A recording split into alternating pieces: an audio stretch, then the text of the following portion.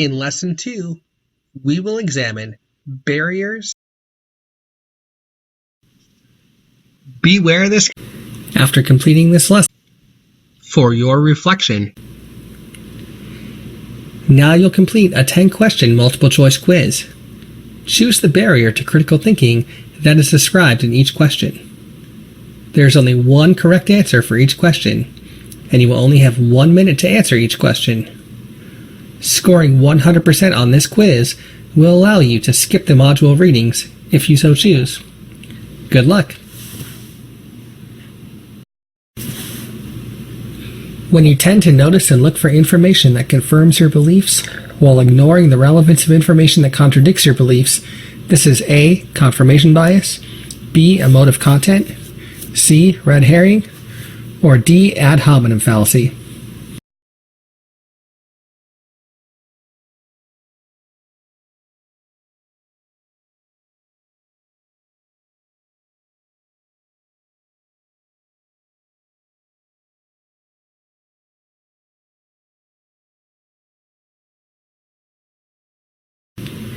To combat this hindrance, you need to put more reliance on proven facts than memory recollection or testimonies from others, and also known your own memory limitations. This hindrance is A. false memories and confabulation, B. psychological pitfalls, C. no true Scotsman fallacy, or D. begging the question.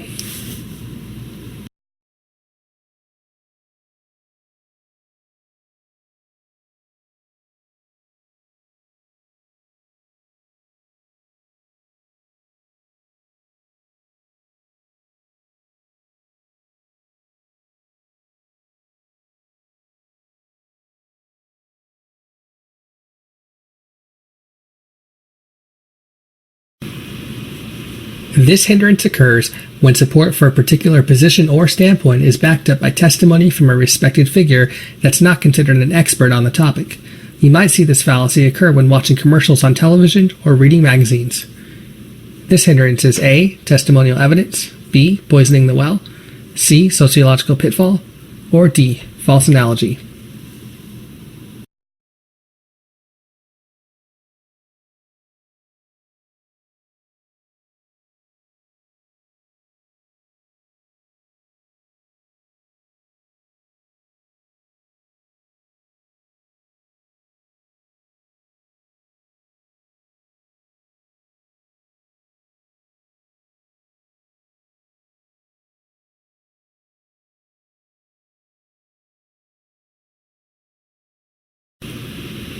As everyone knows, and common sense tells us that, are examples of A. assuring expressions, B. ambiguity in language, C. false comparisons, or D. phrasing fallacies.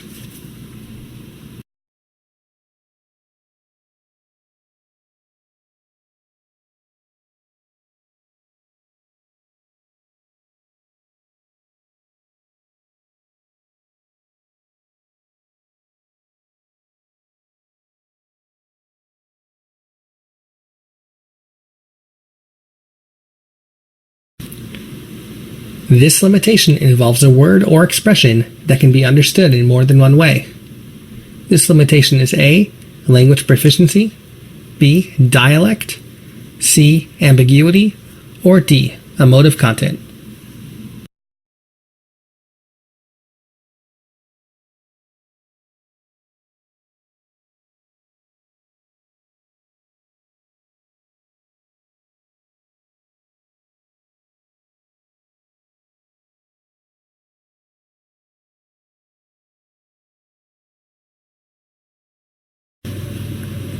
This occurs when you state your claim is true only because it hasn't been proven false, or vice versa.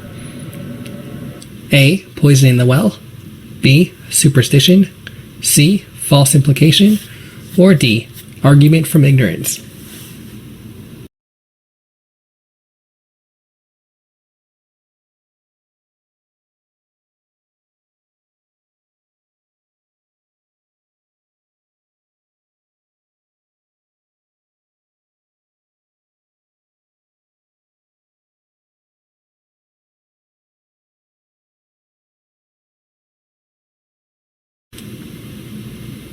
This occurs when you criticize a person's character or reputation who is making an argument, and not the argument itself. A. Hasty generalization. B. Ad populum fallacy. C. Ad hominem fallacy. Or D. Circular argument.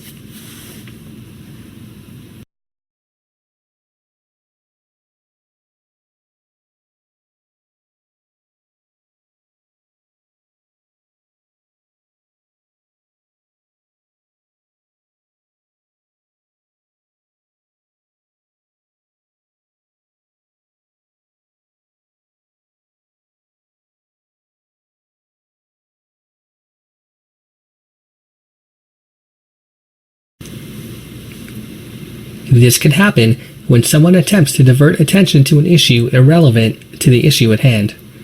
A. False dilemma. B. Begging the question. C. Emotional appeal. Or D. Red herring.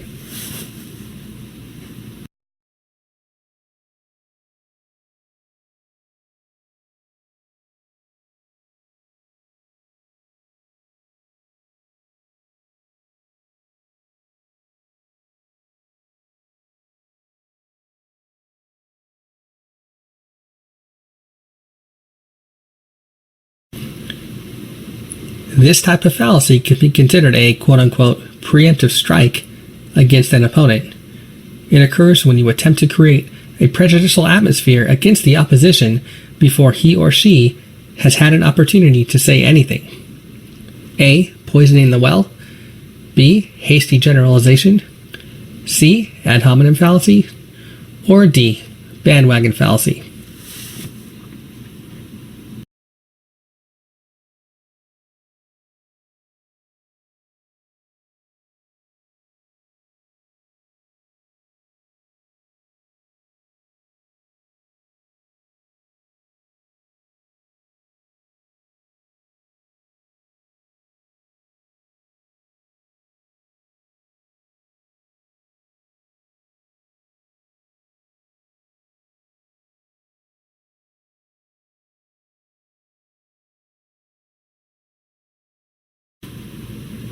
This occurs when you assume that because two things are alike in one way, they're alike in other ways, usually the way that supports your claim. A. No true Scotsman fallacy. B. Irrelevant comparison. C. False analogy. Or D. Doublespeak jargon.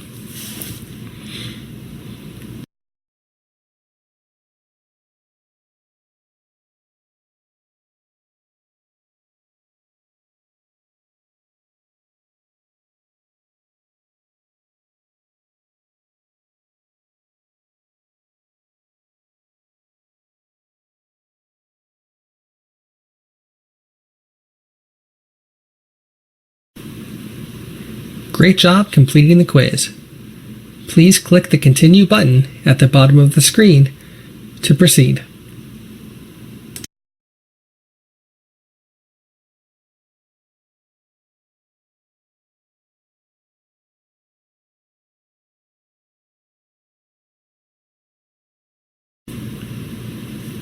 Great job scoring 100% on the course pretest.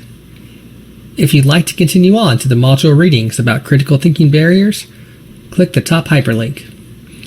Otherwise, if you'd like to skip the readings and jump straight to evaluating critical thinking barriers as seen around the internet, click the bottom hyperlink. Either way, the choice is yours, and there's no wrong decision to make.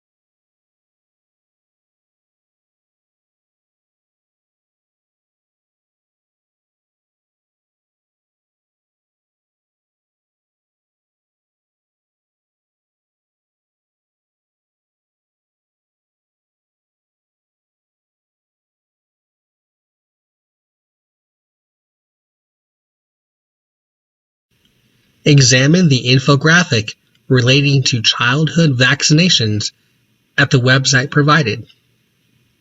In the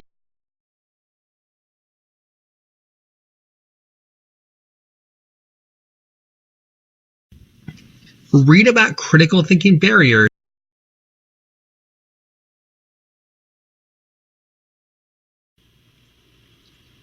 For this portion of the course, conduct your own research and find a brief definition for at least 2 of the barriers listed in each category to the right.